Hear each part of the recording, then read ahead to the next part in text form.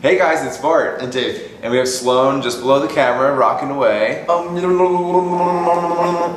And you can see behind us, there hasn't really been much progress on the hanging of the frames. Yeah, doing anything for our apartment. No, but we have an excuse. Dave went back to work this week, so our schedule's a bit in flux. So how was your week back? It was good in certain respects. It was nice to see my coworkers and, I do like my job. It's intellectually stimulating, but I was missing Sloanesy.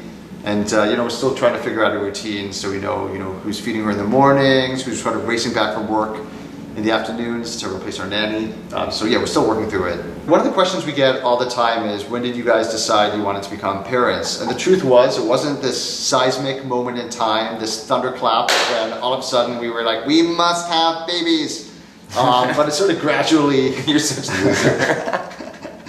but it gradually ramped up, this desire to start a family over the course of our relationship. And what was awesome is that when we, got more serious, we kind of right away knew that we had these options available to us, adoption and surrogacy. And in doing research, we also kind of realized just how lucky we were, because a vast part of the world just doesn't have those options available to them in their own country.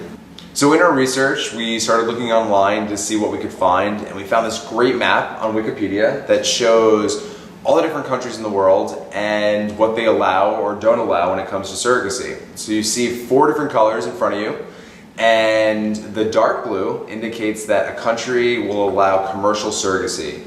And that's, just like the United States, means that you're able to pay a surrogate for carrying your baby.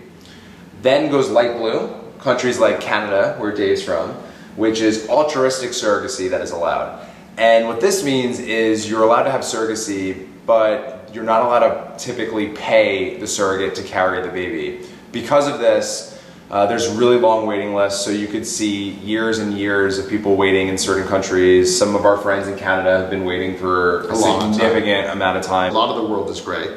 And gray means that they just haven't formalized laws around surrogacy. It's too new of a concept, it hasn't really been discussed.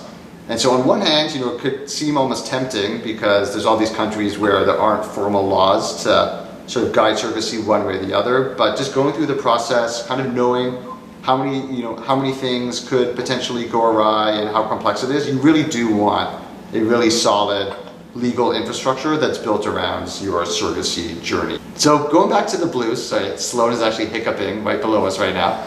It's a little bit misleading because the map, for instance, shows that Russia is blue, but as many of us know, Russia is also not very tolerable of same-sex relationships to begin with, so same-sex surrogacy in Russia is going to be highly problematic. And then also includes countries like India, where surrogacy is legal for Indian citizens who are opposite sex. So same-sex Indians or foreign nationals trying to have surrogacy in India is not allowed. So actually really in that dark blue territory, the only countries where same-sex commercial surrogacy is totally legal is the US, and even then it's state by state, not every state. And then sort of countries like Cambodia and Laos. So it's really pretty rare to find a country that is totally okay from a legal standpoint with same-sex commercial surrogacy. So another interesting thing is, if you look at the map, some of the places that actually don't allow surrogacy are some of the most progressive for LGBT rights.